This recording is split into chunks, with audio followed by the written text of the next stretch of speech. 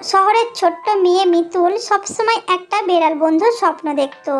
একদিন তার বাগানে সে দেখতে পেল একটি ধবধবে সাদা বেড়াল, যার নীল চোখ আর গলায় চিকচিক করা একটি সোনার লকেট। মিতুল আদর করে তার নাম রাখলো সাদা।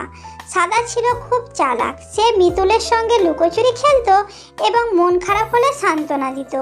একদিন রাতে মিতুল স্বপ্ন দেখলো সাদা তাকে বলছে সে আসলে একটি আলো বেড়াল এবং তার গলার লকেটটি জাদুকরি। সেই লকেটটির জোরে যে কেউ সব প্রাণীর ভাষা বুঝতে পারবে।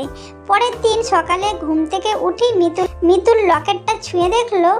সঙ্গে সঙ্গে সে শুনতে পেল চড়ুই পাখি কিচিরমিচির করছে আর পোষা কুকুরটা কিছু একটা লুকিয়ে রাখার কথা বলছে। মিতুল আনন্দে লাফিয়ে উঠল। এখন সে সব প্রাণীর মনের কথা বুঝতে পারে। মিতুল আর সাদা মিলে সেই শহরের সব পশু পাখির বন্ধু ও রক্ষক হয়ে উঠল। তাদের সেই জাদুকরী বন্ধুত্বে পৃথিবীটা আরও সুন্দর হয়ে উঠল।